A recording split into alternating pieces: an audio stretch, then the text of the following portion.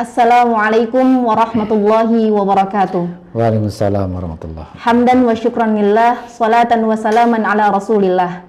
Bagaimana kabarnya para pemirsa Tarjih Menjawab dimanapun Anda berada? Semoga para pemirsa senantiasa diberikan kesehatan oleh Allah Subhanahu wa Ta'ala. Kembali lagi bersama saya, Abidah Ummu Azizah, dalam acara Tarjih Menjawab selama 30 menit ke depan. Pada kesempatan kali ini telah hadir bersama saya narasumber Ustadz Atang Solihin SPDI MSI. Beliau adalah Wakil Sekretaris Majelis Tarjih dan Tajdid Pimpinan Pusat Muhammadiyah, dan juga beliau merupakan Wakil Direktur 4 di Madrasah Mu'alimat Muhammadiyah Yogyakarta. Bagaimana kabarnya Ustadz? Alhamdulillah, baik. Alhamdulillah. Puasa lancar Ustadz? Lancar, sehat, alhamdulillah. Alhamdulillah, semoga kita semua senantiasa diberikan kelancaran Amin. dalam beribadah kepada Allah Subhanahu wa Ta'ala. Pada edisi kali ini, Ustadz Atang Solihin akan membawakan tema tentang amalan yang utama di bulan Ramadan. Mungkin Ustadz sebagai pengantar, apa saja sih Ustadz amalan-amalan yang utama di bulan Ramadan ini? Ya, terdapat beberapa amalan yang dituntun Rasulullah SAW pada bulan Ramadan yang dapat kita kerjakan. Yang pertama diantaranya adalah Qiyamul Ramadan atau juga disebut dengan Qiyamul Lail, atau dalam masyarakat atau dalam kitab fikih kita kenal juga dengan istilah Sholatul Tarawih. Ini ditegaskan oleh Nabi bahwa Nabi kana yuragibu, Nabi itu sangat mendorong jadi umatnya fi qiyami Ramadan, dalam melaksanakan qiyamu Ramadan, bi ghairi ayyamurahum fihi bi azimatin, tanpa mewajibkan. Nah, jadi memotivasi untuk melaksanakan qiyamu Ramadan. Kemudian yang kedua adalah iktsarus shadaqah, memperbanyak sedekah pada bulan Ramadan.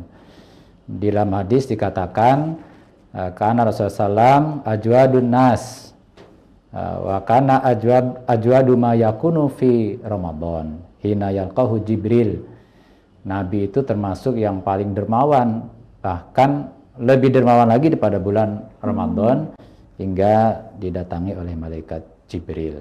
Jadi memperbanyak sedekah itu diutamakan atau dituntunkan di bulan Ramadan, dengan tentu saja dapat imbalan pahala yang cukup banyak.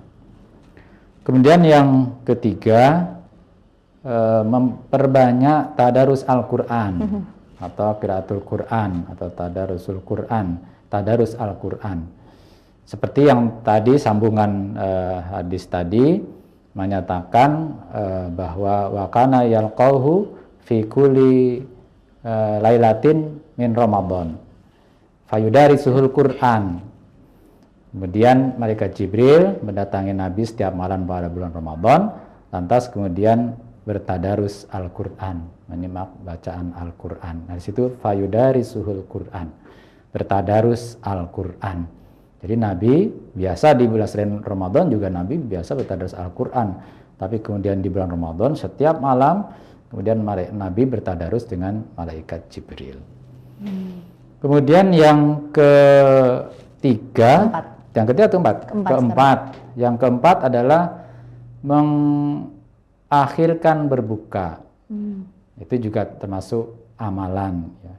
Kemudian mengakhirkan sahur, itu juga amalan. Karena dalam hadis riwayat Ahmad dikatakan, la yazalun nas bi khairin ma'ajjalul fitr. Nah, manusia senantiasa dalam kebaikan selama dia mempercepat berbuka. Dalam satu hadis lagi dinyatakan la tazalu ummati ma'ajjalul iftar wa akharus sahur.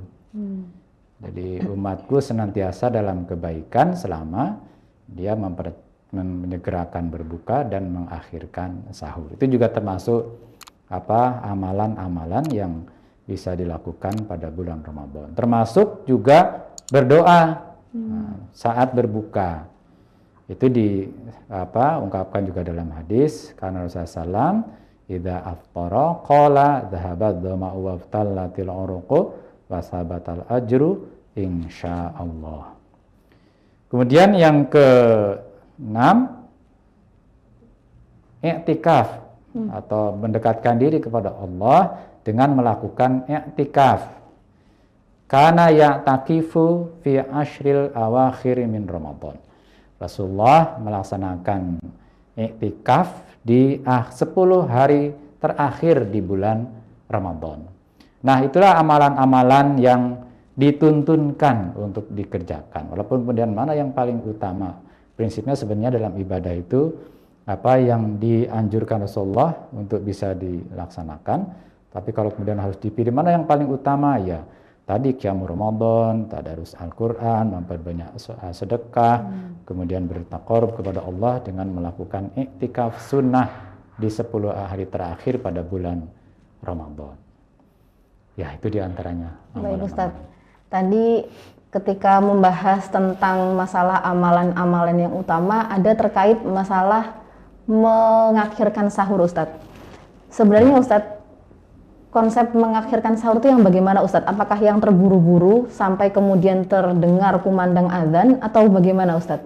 Ya, dalam beberapa hadis terkait dengan ibadah, sholat ataupun ibadah yang lain, kita memang dilarang untuk melakukan ibadah dengan terburu-buru, dengan cara terburu-buru.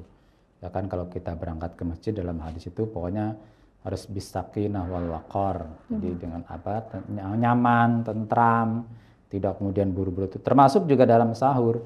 Dalam sahur makan juga sama tidak terburu-buru. Jadi prinsipnya itu ya memang tidak ada apa namanya penegasan secara khusus, misalkan di akhir sahur itu maksudnya misalkan 10 menit sebelum azan atau 15 menit sebelum azan. Ada juga riwayat yang menyatakan ya sekitar 50 ayat, tetapi kan juga orang bacanya beda-beda juga.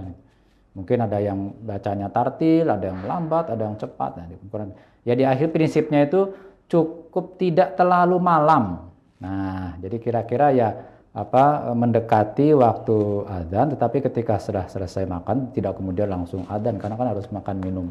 Ada jeda dari azan mungkin beberapa menit untuk istirahat sebentar, kemudian setelah itu berangkat untuk melaksanakan ibadah sholat subuh. Baik Ustadz, mungkin kita break sejenak. Para pemirsa, Tarjih Menjawab akan kembali lagi setelah pesan-pesan yang berikut ini. Kembali lagi di acara Tarjih Menjawab, masih bersama saya dan juga narasumber kita, Ustadz Atang Sholihin, membahas tentang amalan yang utama di bulan Ramadan. Ustadz, kita menyambung lagi terkait pertanyaan-pertanyaan yang sering terlontar dari umat Islam, yakni diantaranya adalah bagaimana seharusnya kita itu berbuka puasa. Apakah kita mengawali buka puasa itu dengan cara meminum terlebih dahulu, lalu baru melafalkan doa, atau doa dulu baru minum? Karena kalau mengingat narasi doanya itu kan dhahabat dhama'u, seakan-akan mengindikasikan bahwa sudah ada air yang masuk ke kerongkongan. Monggo Ustaz, silakan. Ya. Kalau dilihat dari pendekatan kebahasaan semantik, bahwa dhahaba itu kan menggunakan kata kerja masa lampau, fi'il madhi. Sehingga doa itu dibaca setelah berbuka. Nah, dhahabat dhama'u wa tallatil uruqu wa thabatal ajru insyaallah. Jadi itu memang dibaca setelah kita melaksanakan buka puasa. Nah, sebenarnya di awal juga bisa berdoa dengan cara doa yang ada dari umum dengan mengucap basmalah bismillahirrahmanirrahim, kemudian kita minum atau kita berbuka, kemudian setelah itu baru dhahabat dhama'u wa tallatil uruqu wa thabatal ajru insyaallah. Nah, jadi karena berdasarkan redaksi kalimat yang digunakan dalam kata kerja di dalam doa itu memang menunjukkan dibaca setelah berbuka. Baik Ustadz, mungkin kita beralih kepada pertanyaan yang selanjutnya Ustadz. Jadi ada hadis yang mungkin kita bisa bilang agak terkenal Ustadz. Jadi yang mengatakan bahwa bulan Ramadan itu kalau di awal-awal maka dia digolongkan sebagai hari-hari yang rahmah, penuh dengan rahmah. Lalu kemudian nanti sampai pada pertengahan bulan Ramadan itu masuk kepada maghfirah, pengampunan. Lalu kemudian nanti pada akhir-akhir bulan Ramadan itu masuk pada pembebasan dari api neraka. Apakah kiranya hadis itu benar? Dan kalau iya, bagaimana pemahamannya? Dan kalau tidak, bagaimana Ustadz penjelasannya? Ya, Ramadan itu kan bulan berkah, bulan maghfirah, bulan rahmat.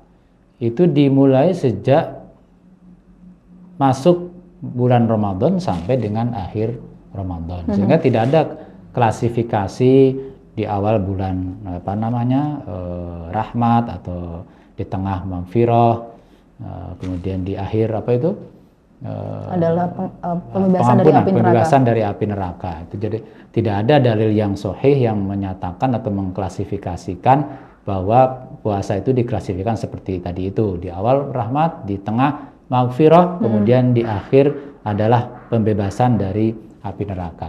Pokoknya ya man shoma ramadhana imanan wa ihtisaban itu ghufira lahu ma taqaddama min dzambi, itu sejak dari awal kan redaksinya kan umum. Barang siapa berpuasa dengan penuh keimanan dan ihtisab, maka ghufira lahu ma taqaddama min dzambi. Berarti kan maghfirah itu bukan tidak hanya di pertengahan, tapi sejak puasa dari awal sampai akhir itu adalah maghfirah, ampunan.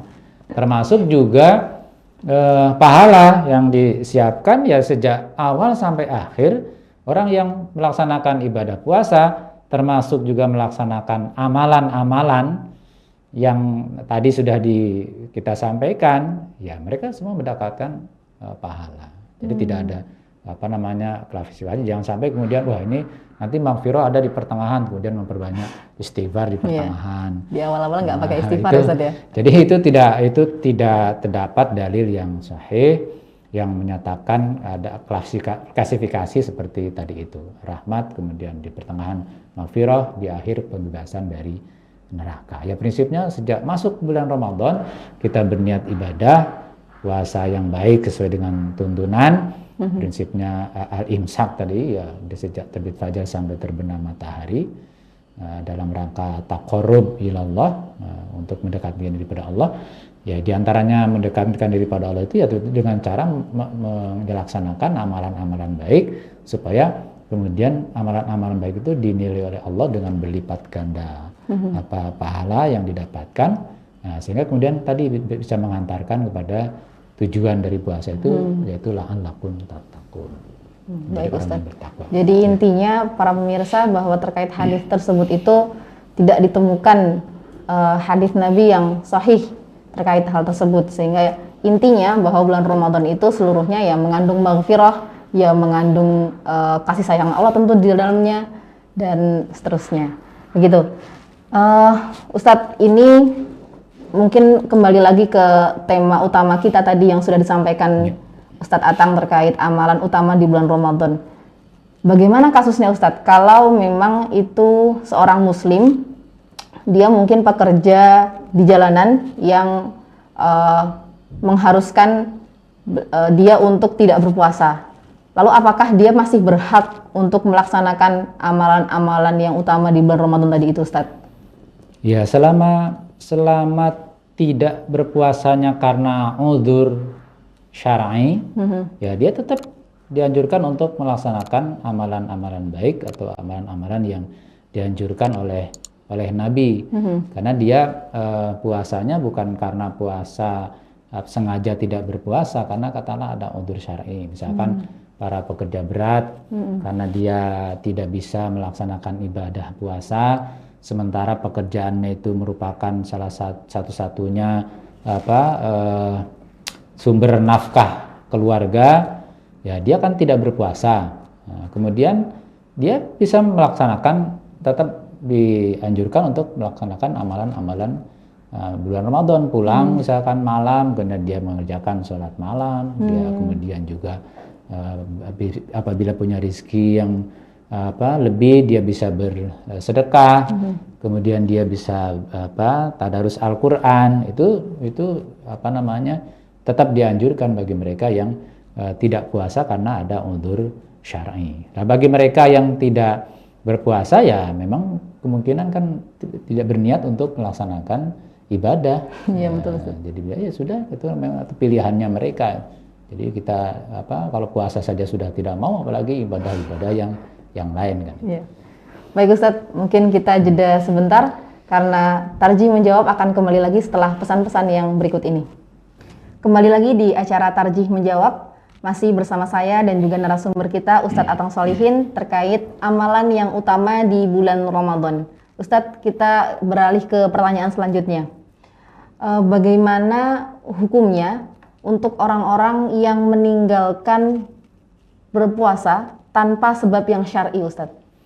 Ya, karena puasa ini ibadah wajib, ibadah yang diwajibkan sebagaimana firman Allah, kutiba alaikumusiyam, puasa adalah ibadah yang diwajibkan bagi umat Islam.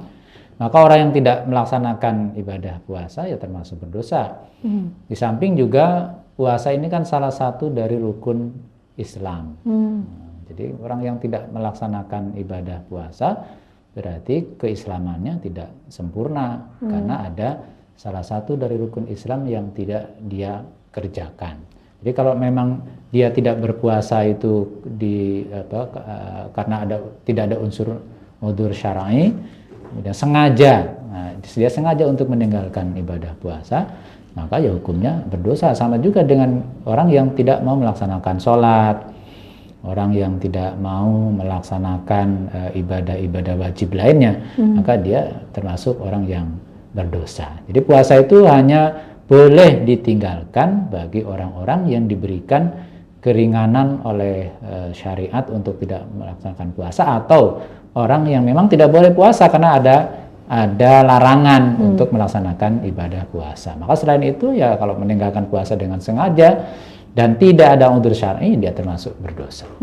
Ustadz, kalau seorang muslim meninggalkan ibadah sholat karena meyakini bahwa itu bukan merupakan hal yang wajib, maka para ulama akan bersepakat terhadap kekafirannya, Ustadz. Nah, apakah kemudian jika seseorang muslim dia meninggalkan ibadah puasa karena menganggap dia tidak wajib, hal tersebut tidak wajib, apakah itu juga bisa menyebabkan seorang muslim itu menjadi kafir?